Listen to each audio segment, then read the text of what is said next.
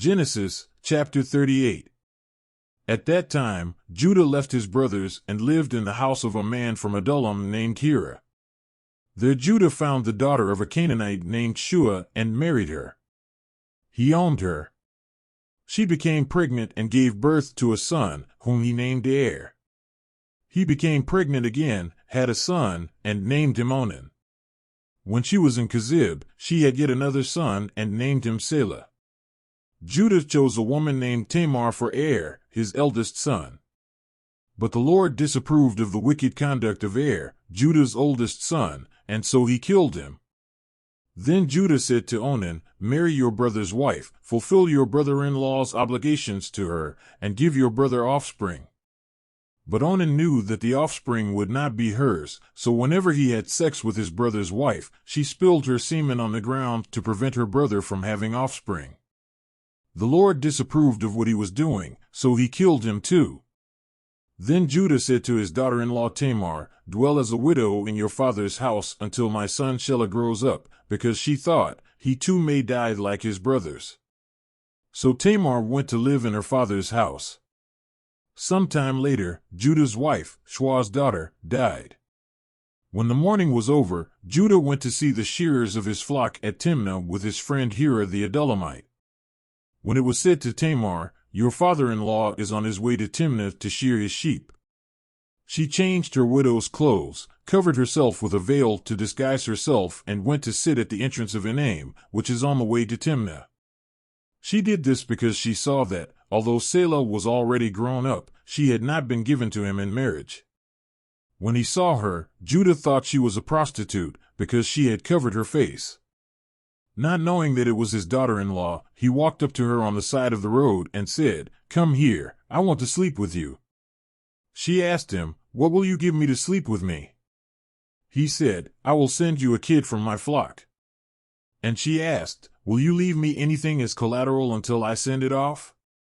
Judah said, "What guarantee shall I give you?" He gave them away and possessed her, and Tamar became pregnant by him. She went away, took off her veil, and put on her widow's clothes again. Judah sent the young goat through his Adullamite friend to retrieve his pledge from the woman, but he did not find her. And asked the men of the place, "Where is the cult prostitute who used to stay by the way of Enaim?" They replied, "Here there is no cult prostitute." So he returned to Judah and said, "I haven't found her. Besides, the men of the place say there aren't any cult prostitutes there." Judah said, "Let her keep what I gave her. I don't want us to become a laughingstock. After all, I sent her this young goat, but you didn't find her." About 3 months later Judah was told, "Your daughter-in-law Tamar has played the harlot, and in her prostitution she has become pregnant." Judah said, "Bring her out and burn her alive." As she was being led out, she sent this message to her father-in-law, "I am pregnant by the man who owns these things." And he added, "See if you recognize to whom this seal, this cord, and this staff belong." Judah recognized them and said, "She is fairer than I am, for I should have given her to my son Selah." And he never had sex with her again. When the time came for her to give birth, there were twins in her womb. While she was giving birth, one of them put out his hand, so the midwife took a red thread and tied it around the boy's wrist, saying, "This one came out first." But when he withdrew his hand, her brother came out, and she said, "So you got a loophole to get out." And she named him Perez. Then her brother who had the red thread on his wrist came out, and his name was Zerah. Genesis chapter 39.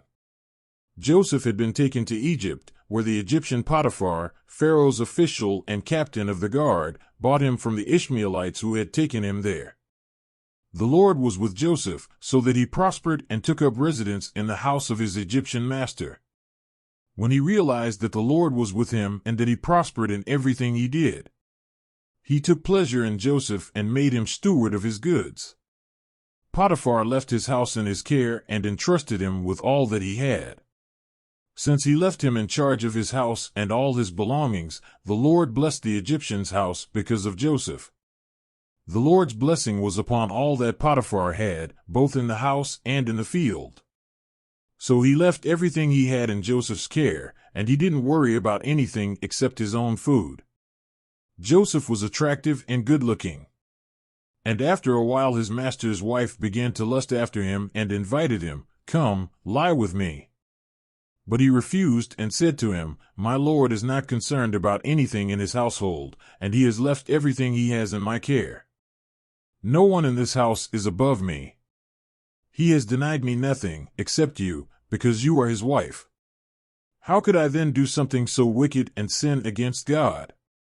So even though she pestered Joseph day after day, he refused to sleep with her and avoided being near her. One day he entered the house to do his chores, and none of the servants were there. She grabbed him by the cloak and invited him again, "Come on, lie down with me." But he ran away from the house, leaving the cloak in her hand. When she saw that, in fleeing, he had left his cloak in her hand, she called the servants and told them, "Look, this Hebrew was brought to us to insult us. He came in here and tried to abuse me, but I screamed. When he heard me cry out for help, he dropped his cloak beside me and fled from the house."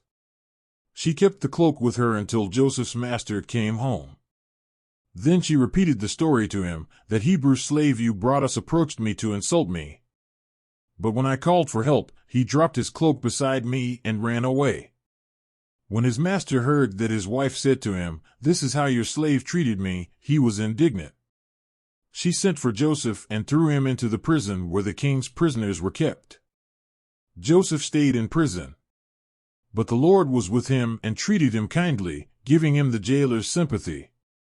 So the jailer put Joseph in charge of everyone in prison, and he became responsible for everything that happened there. The jailer was not concerned about anything that Joseph was in charge of, because the Lord was with Joseph and granted him success in everything he did.